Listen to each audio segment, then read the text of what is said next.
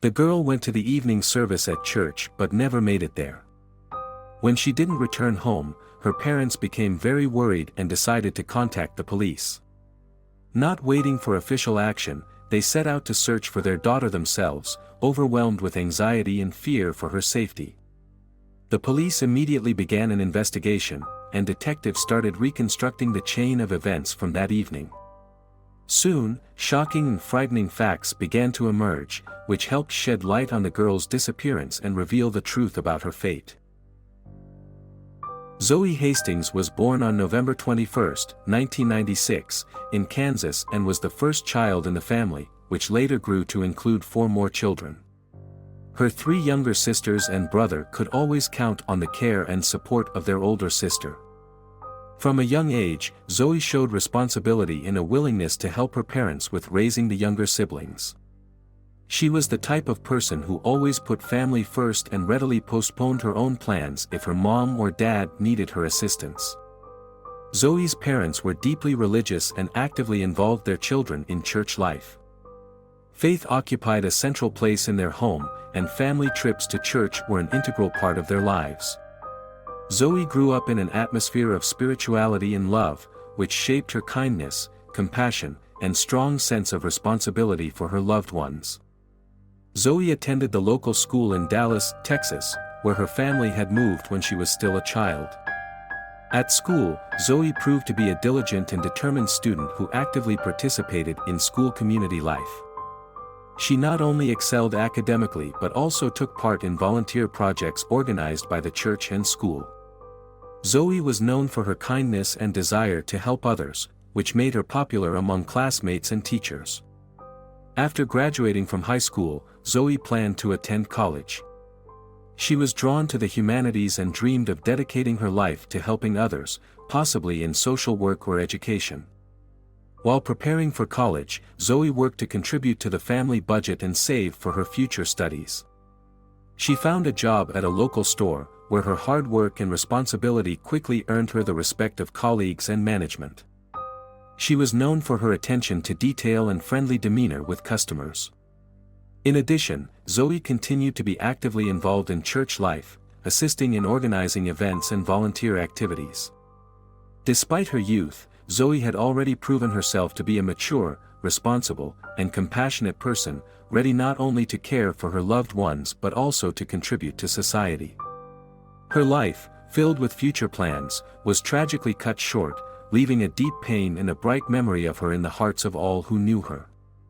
On Sunday, October 11, 2015, Zoe Hastings' day began like any other Sunday morning in her family. She spent time with her family, preparing for the day's events. In the morning, she helped her parents with her younger siblings, as Sundays were always an important day for them, associated with church attendance and family activities. At around 4:30 p.m., she left home in their family Honda Odyssey minivan. Her parents knew she was heading to church and were not worried when she left. First, Zoe stopped at a video rental store near their home to pick out a movie. After that, she headed to church for the evening service. Unfortunately, she never arrived at church. When Zoe did not return home at the expected time, her parents began to worry. In the evening, around 7 p.m., they started calling her friends and acquaintances to find out where she might be, but no one knew where Zoe was. By nightfall, the parents' anxiety increased, and they contacted the police to report their daughter missing. Concerned about her absence, Zoe's parents called 911, however, to their surprise, officers did not come to their home to take the missing person report. Realizing that every minute counted, they decided to take matters into their own hands. They went to the police station, filed a missing person report, and then began their own search. Despite their exhaustion, they drove the entire route from home to the church multiple times, along the route Zoe should have taken. They carefully examined every nearby street, hoping to find any trace, but their search yielded no results. The night passed in agonizing anticipation, and as dawn approached, Zoe's mother had an idea. She remembered that her daughter's phone had a location tracking app, and they had access to her geolocation. Hope returned, They immediately checked Zoe's phone location and found that her device was just a few hundred meters from the church, near a creek across the road. With anxiety and fear, her parents rushed to the spot. But when they arrived, their hearts sank in horror. Numerous police cars, an ambulance, and rescue personnel were already at the scene. Their worst fears began to come true as they realized something terrible involving their daughter had happened at that location. When Zoe's parents approached one of the officers, they informed him that they were searching for their daughter. The officer explained that there had been a car accident at the location. The police had received a report from a witness who was walking his dog nearby. According to him, a man approached him and said that an accident had occurred near the creek, and a girl had been seriously injured. The witness and the man immediately went to the scene.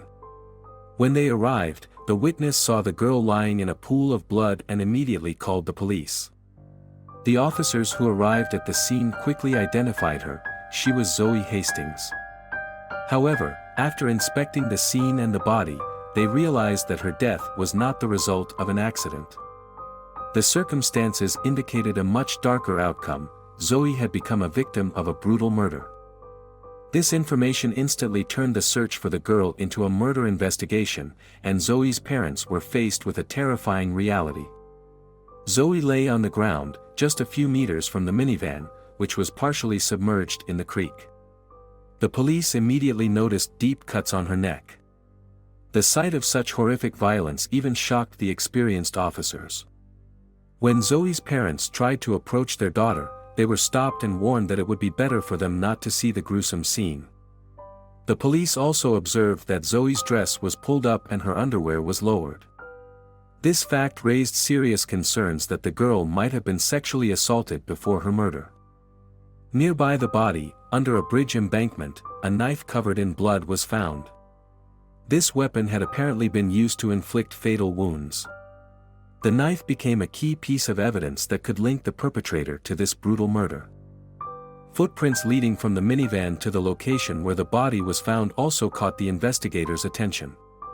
These tracks could belong to either the victim or her killer, and their analysis became an important part of the forensic work. Zoe's smartphone, found in her bag, played a crucial role in reconstructing the timeline of that tragic evening. Analysis of the geolocation data showed that Zoe arrived in the area of the creek at 5:01 p.m., meaning she was there only 20 minutes after leaving home. This data allowed investigators to pinpoint the timeline of her movements, highlighting how quickly events had turned tragic. All these pieces of evidence, the knife, the footprints, the state of the body, and the phone data, helped investigators begin to piece together what had happened. They understood that they were facing a complex task requiring precision and attention to every detail. Each piece of evidence could be a key to solving this tragedy, and the investigators were determined to see the case through to the end and find the culprit. According to investigators, Zoe was murdered literally minutes after she arrived at the creek. The police were able to establish that after leaving home, Zoe made one short stop.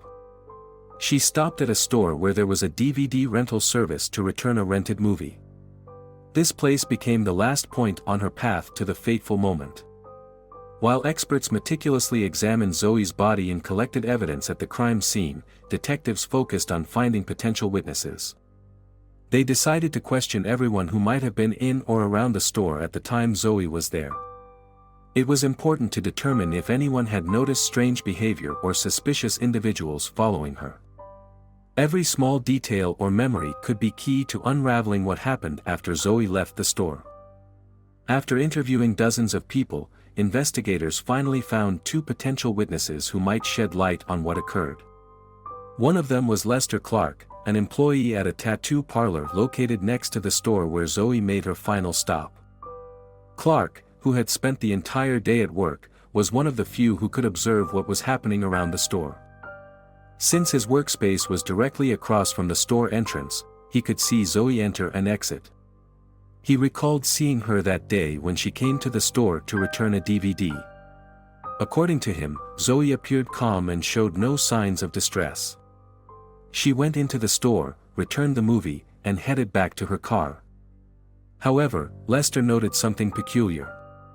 As Zoe was leaving the store, a man approached her who did not seem familiar at first glance. Lester described the man as a dark-skinned individual, of short stature, with a solid build, dark hair, and shabby clothing. Because Lester was observing from a considerable distance in the parking lot, he couldn't make out specific facial features. They exchanged a few words, and although the conversation appeared casual, Lester thought Zoe seemed slightly tense. He saw the man follow her to the minivan. Clark didn't think much of it at the time, but now, in light of what had happened, he recalled details that had previously seemed insignificant. According to him, the man seemed to be trying to attract Zoe's attention, and she didn't appear thrilled about the interaction. Lester noticed that when she approached the vehicle, she unexpectedly moved to the passenger seat, and the man, who had been with her, took the driver's seat. They then left together, which struck Lester as somewhat odd. Gary Whitman, a homeless man who was the second witness, provided similar information, adding new details to the investigation.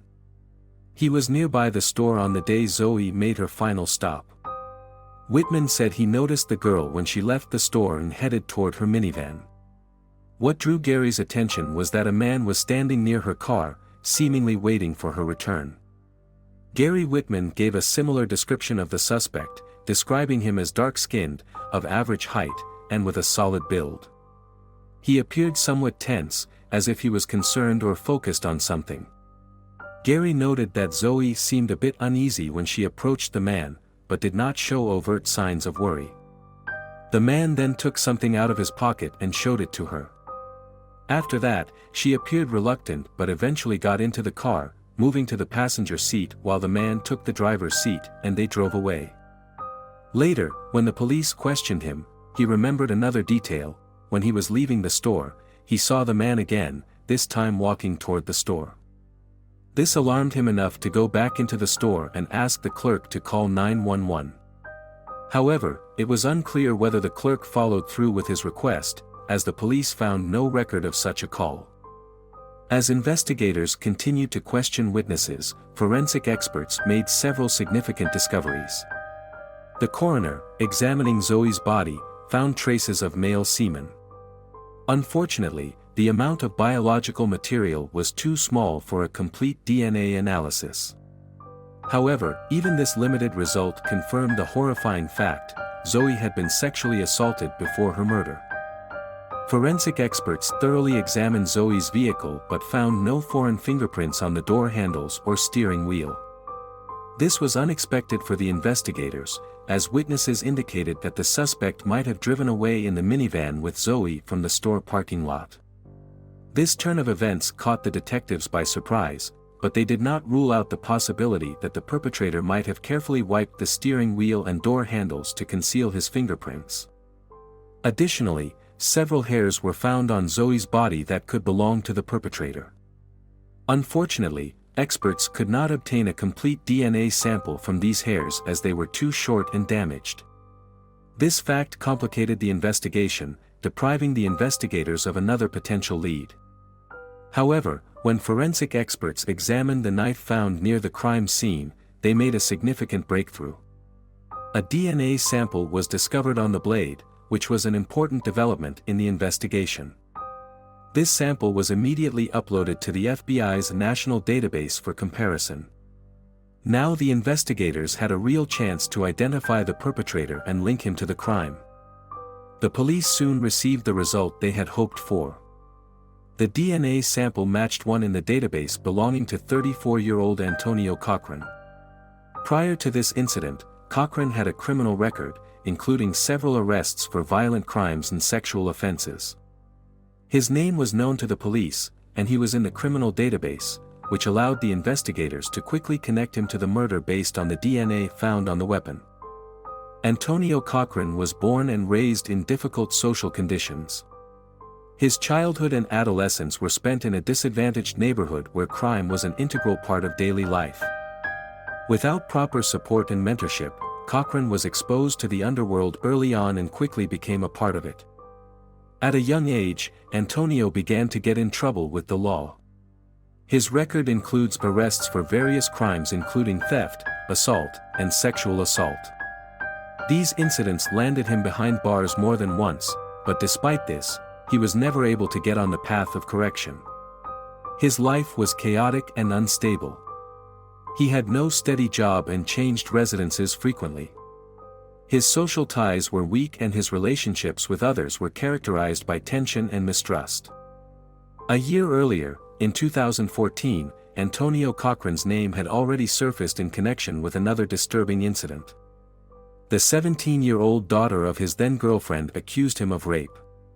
According to her story, Antonio offered her a ride, but instead of taking her to the right address, he took the girl to a remote, wooded area. There, after threatening to kill her if she tried to escape, he abused her. Following this statement, Cochran was immediately arrested. However, under interrogation, he stubbornly insisted that there had been consensual intimacy between the two and that the allegations were false. The case went to trial, but difficulties arose during the proceedings. Key evidence needed to prove guilt was never found. Because of the lack of conclusive evidence, the judge was forced to let Antonio go free. Cochran lived in the shadow of his past crimes, and his behavior remained aggressive and unpredictable. He was a man who could not find himself in society and continued to follow a criminal path. After police officers received a DNA match, Antonio Cochran was immediately put on the wanted list. He was soon arrested, but despite the evidence, he adamantly denied any involvement in the murder. This led detectives to focus on finding additional evidence that could confirm his guilt.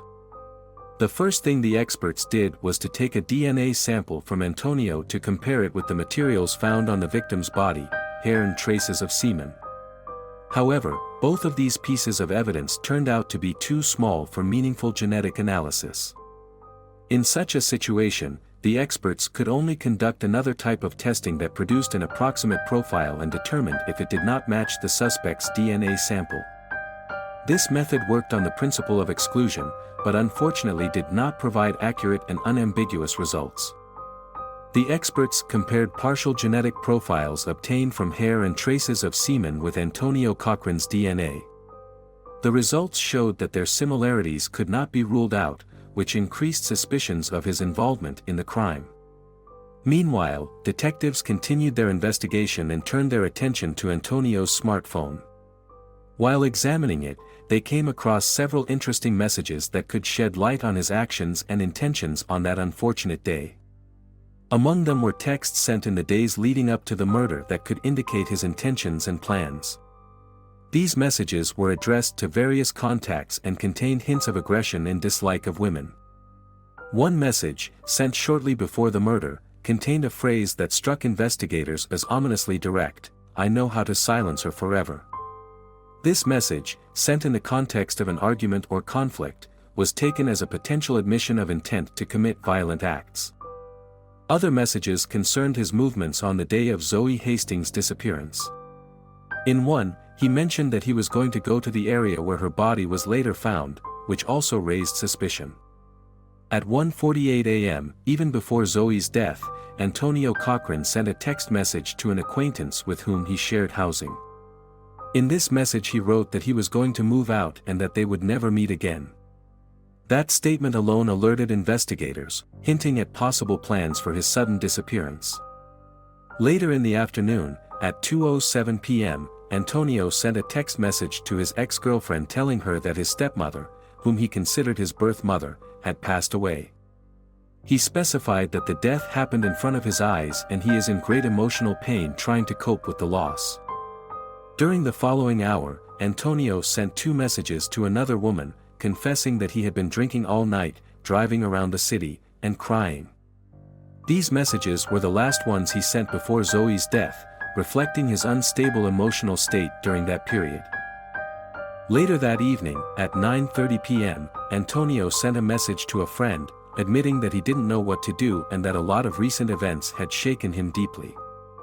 The next day, he reached out again to his ex-girlfriend, sending a message in which he declared that his life had come to an end and that she would soon learn everything.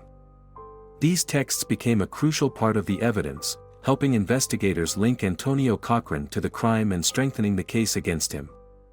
When detectives reviewed Antonio Cochran's browser history, they made another significant discovery. In the period leading up to his arrest, Antonio had visited local news sites more than 30 times, carefully browsing the sections related to crimes. Among these visits, 5 pages were directly related to news about Zoe Hastings' murder. This behavior was in stark contrast to his previous habits. Before these events, Cochran had shown little interest in news sites, and his browsing history included only 1 page related to criminal matters, concerning gang activities. These changes in Cochran's behavior, his sudden interest in crime news, especially related to Zoe's murder, intensified the investigators' suspicions. Experts also uncovered another crucial lead related to the suspect's mobile phone. They requested location data from his cell phone provider and discovered that at 4:34 p.m., his phone connected to a tower covering the area where the store was located. This timing coincided with when Zoe was in the store, further raising suspicions about Antonio. However, this data could not be considered decisive evidence. The information about the cell tower connection only indicated that Antonio's phone was within a few kilometers of the store but did not provide precise location details. Nonetheless, the data suggested that Antonio was in the vicinity of the store just minutes before Zoe left the parking lot. Given that his home was a significant distance from that location, and during the day his phone connected to a tower closer to his home, this movement appeared suspicious. Detectives also learned that 3 days before the tragedy, Antonio had started a new job at a grocery store. This might have seemed like a routine event if not for one circumstance. On Monday, the day after Zoe's murder, he unexpectedly missed his shift without providing any explanation. Despite gathering extensive circumstantial evidence pointing to Antonio's involvement, the only direct and substantial piece of evidence remained the DNA sample found on the handle of the knife discovered at the crime scene.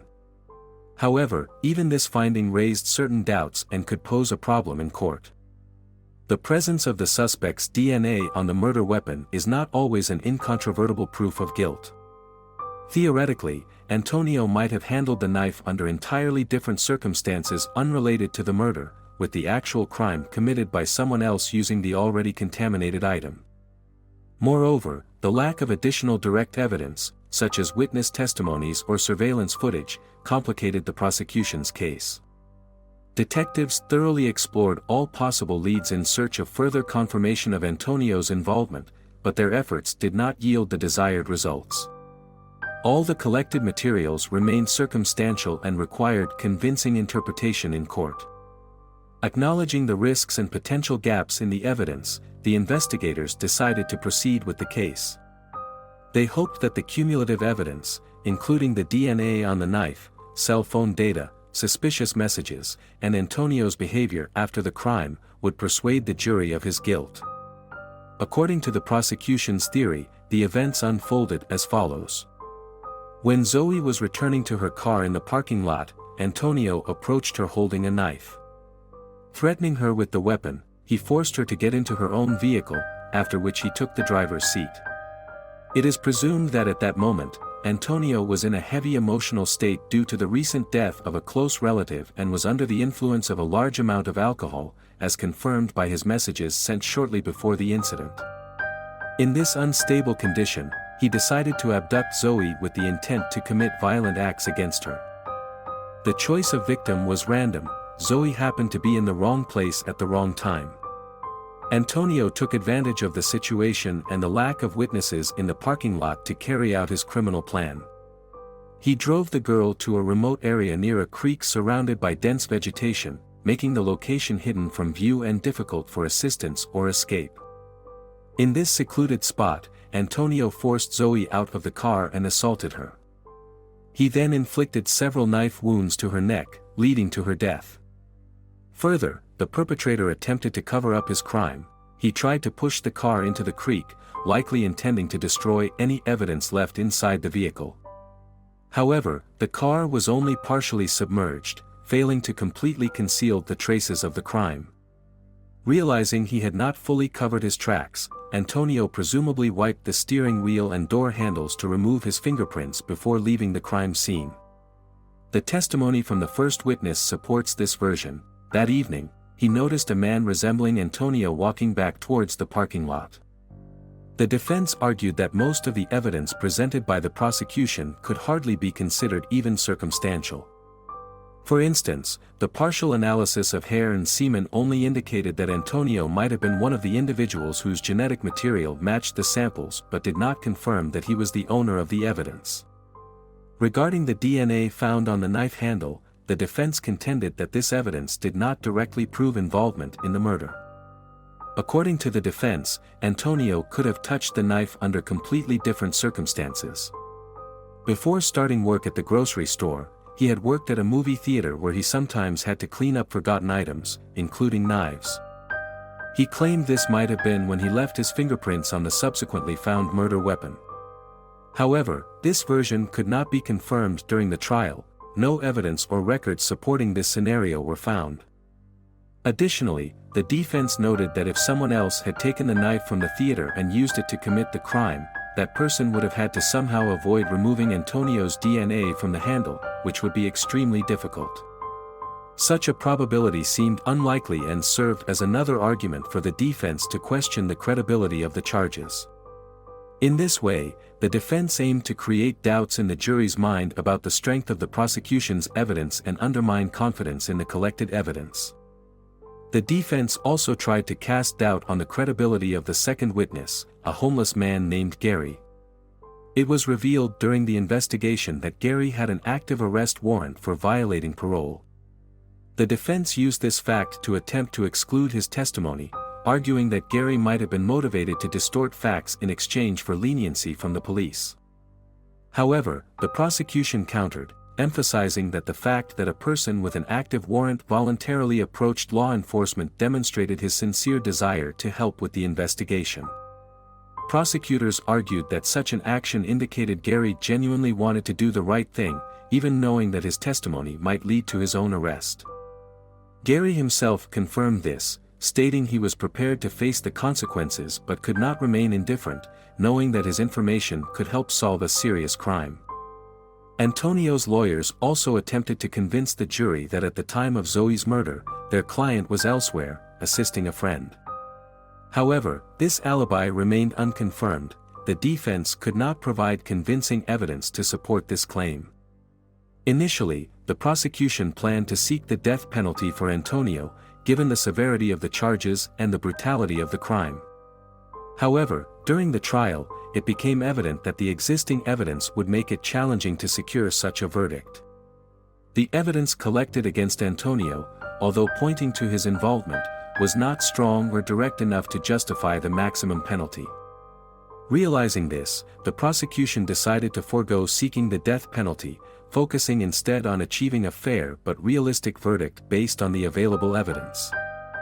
After a lengthy deliberation, the jury ultimately reached a unanimous decision. The case was complex, and each juror carefully weighed all the presented evidence. In the end, after extended discussions, Antonio was found guilty of the murder of Zoe Hastings.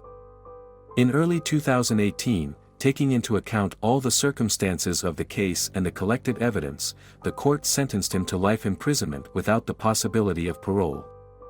Zoe's parents expressed their deep gratitude to the investigators and all those involved in the trial for their efforts in achieving justice and holding the guilty party accountable. Her father, with a heavy heart, shared that he had always tried to teach his children to be cautious and aware of the dangers that might lurk in the world. He had done everything possible to protect his family, but his eldest daughter was abducted just a few hundred meters from their home, and at that moment, he felt powerless to change anything. This tragedy left an indelible mark on their lives, and they hope that Zoe's story will serve as a reminder of the importance of vigilance and that one should never take the safety of loved ones for granted. Your thoughts and opinions on this story are important to us. Please share them in the comments if you enjoyed this video. Thank you for watching.